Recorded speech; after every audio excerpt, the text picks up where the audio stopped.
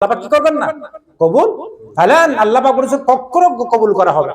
ওয়া মান ইয়াবতাগি গায়রাল ইসলাম দীনান ফালা ইউকবালা মিনহু। আল্লাহ পাক কোন আমল কবুল করবেন না ইসলামের বাইরে। সেজন্য প্রিয় ভাই বন্ধুদেরকে বিনীতভাবে আরজ করছি, এই দুনিয়ার জীবনটা হচ্ছে আমাদের জন্য পরীক্ষার একটি জায়গা। আমাদেরকে চলে যেতে হবে আল্লাহর কাছে। কার কাছে চলে যেতে হবে? যারা জবাবদার নেই থাকতে পারবেন মনে হয়। কোন চুক্তি করে কেউ ওখানে থাকতে পেরেছেন? কুল্লু নাফসিন যায়কাতুল মাউত। আজকে রাত আমার জন্য আপনার জন্য শেষ রাত হতে পারে। সেজন্য ওখানে যাতে আমরা আল্লাহর কাছে সম্মানিত হতে পারি, মর্যাদাবান হতে পারি, তা এই কাজ আমাদের করতে হবে। এই কাজ করার জন্য আমাদের এই দুইটা কাজ, একটা হলো ঈমান আর একটা হলো তাকওয়ার নীতি অবলম্বন করা। আল্লাহ পাক বলেছেন আসমান এবং জমিনের বরকত দরজা আমি খুলে দেব।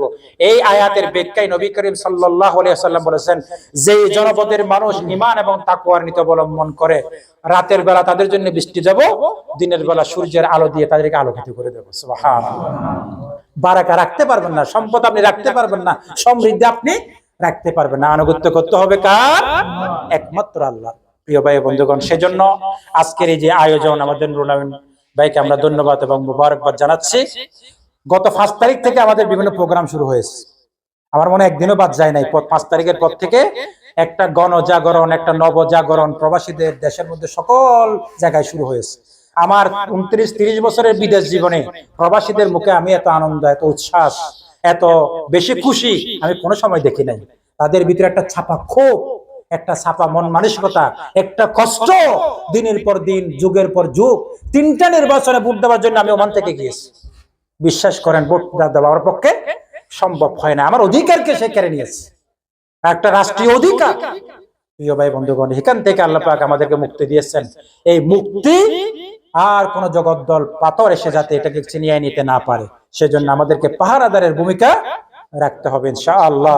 আমরা যদি ঐক্যবদ্ধ থাকি, আমাদের এই যে সার্কি অঞ্চলের মধ্যে আমাদের একটা শিক্ষা প্রতিষ্ঠান আছে, আরো যদি অন্যান্য কোন এজেন্ডা আমাদের কর্মসূচি আসে, আমরা সবাই ঐক্যবদ্ধভাবে একই প্ল্যাটফর্মে এসে একই মায়ের সন্তানের মতো দেশ প্রেমকে বরণ করে, দেশ প্রেমকে মনে প্রাণে গ্রহণ করে আমরা সেই আন্দোলন, সেই সংগ্রামে ঝাঁপিয়ে পড়বো ইনশাআল্লাহ। প্রিয় ভাই বন্ধুগণ, বন্ধ হয়ে যাচ্ছে এরকম একটা প্রতিষ্ঠান আপনারা এগিয়ে আসার কারণে আজকে ওমানের একটা দৃষ্টান্তকারী একটা প্রতিষ্ঠানে পরিণত হয়েছে বাংলাদেশ স্কুল জালা। সেজন্য আমরা সচেতন থাকবো। এটা কারো ব্যক্তির প্রতিষ্ঠান না, এটা কারো কোনো কমিটির প্রতিষ্ঠান না, এটা হলো কমিউনিটি স্কুল। এটা কি স্কুল? আজকে কমিটি একটা আছে, কালকে আরেকটা আসবে, পরশু আরেকটা আসবে। স্কুল থাকবে, কমিউনিটিও থাকবে। কমিটি ছাড়া কমিউনিটি কিন্তু স্কুলটা বানাইছে, তখন কিন্তু কমিটি ছিল না। স্কুল যখন আমরা বানাইছি, এখানে পুরনো যারা আছে দেখেন, তখন কি কমিটি ছিল? কমিউনিটির তত্ত্বাবধানে অর্থ দিয়ে এটা কি করা হয়েছে।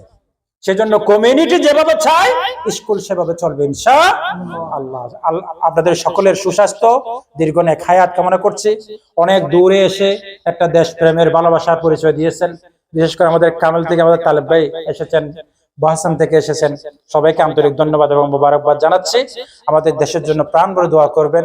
যারা জীবন দিয়েছেন তাদের জন্য প্রত্যেক নামাজের মধ্যে তাদের জন্য দোয়া করবেন।